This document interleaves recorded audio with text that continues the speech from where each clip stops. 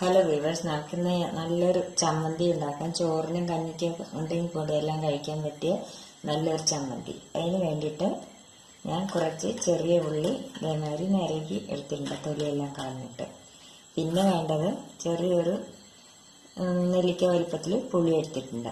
പിന്നെ കാന്താരി മുളക് ഒരു 4 എടുത്തിട്ടുണ്ട്, അത് നമ്മുടെ എരിവിനനുസരിച്ച് വേണം. പിന്നെ കരിവേപ്പിൻ്റെ ഇല എടുത്തിട്ടുണ്ട്, ഉപ്പ് എടുത്തിട്ടുണ്ട്, പിന്നെ കുറച്ച് വെളിച്ചെണ്ണ വേണം.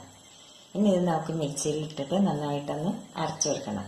ഇനിയിപ്പോൾ അരയ്ക്കാതെ അല്ലാതെ ഉണ്ടാക്കുകയാണെങ്കിൽ എന്താണ് ചെയ്യേണ്ടതെന്ന് വെച്ചാൽ, നമ്മൾ ഈ ചെറിയ ഉള്ളി, പുളി, ഈ കാന്താരി മുളകും ഉപ്പും കൂടി നല്ലപോലെ കൈകൊണ്ട് തിരുമ്പിയിട്ട് നമുക്ക് കഴിക്കാവുന്നതാണ്. ഇല്ലെങ്കിൽ പിന്നെ നമ്മൾ ഈ ചെറിയ ഉള്ളിയും പിന്നെ ഇതേമാരത്തെ വറ്റൽമുളകില്ലേ, അത് അടുപ്പിൽ വെച്ച് ചുട്ടിട്ട് അതും ഈ പുളിയും ഉപ്പും കൂട്ടിയിട്ട് അരച്ചാൽ നല്ലതാണ്. ഈ കാന്താരി മുളകും ഇതേമാരത്തെ മുളകും പിന്നെ പുളി അപ്പോൾ ഈ മുളക് എന്ത് ചെയ്യണം, അടുപ്പിലിട്ടിട്ട് നമ്മളൊന്ന് ചുട്ടെടുക്കണം. ഗ്യാസിൻ്റെ മേലെ വെച്ചിട്ട് ചുട്ടെടുത്താൽ മതി. ഇപ്പം ഞാൻ അത് മിക്സിയിലിട്ടിട്ട് ഇതെല്ലാം കൂടിയിട്ട് അരച്ചിട്ടുള്ള ചമ്മന്തിയാണ് ഇപ്പം ഞാൻ ഉണ്ടാക്കുന്നത്.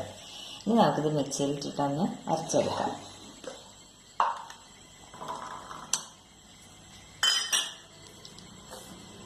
പച്ചമുളക് ഇട്ടു, കരിവേപ്പിൻ്റെ ഇല, ഉപ്പ്, പുളി. ഇനി നമുക്കിതൊന്ന് അരച്ചെടുക്കാം, കുറച്ച് വെള്ളം ഒഴിച്ചിട്ട്. അപ്പം നമ്മുടെ ചമ്മന്തി അരച്ച് കഴിഞ്ഞു. ഇത് കണ്ടില്ലേ, നല്ലപോലെ അരയാൻ പാടില്ല, കുറേശ്ശെ അങ്ങനെ ചതയ്ക്കാനേ പാടില്ല, ഇതേമാതിരി അരയ്ക്കാൻ പാടില്ല. ഇനി നമുക്കിത് ഒരു പ്ലേറ്റിലേക്ക് ഒഴിച്ചിട്ട് ഇതിൽ നമുക്ക് കുറച്ച് വെളിച്ചെണ്ണ ഒഴിച്ചിട്ട് മിക്സ് ചെയ്യാം.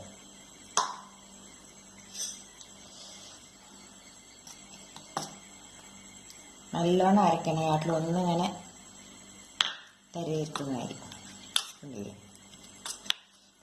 നല്ല ടേസ്റ്റാണത്, ചോറിൻ്റെ കൂടെയും കഞ്ഞിയുടെ കൂടെയും എല്ലാം കഴിക്കാം.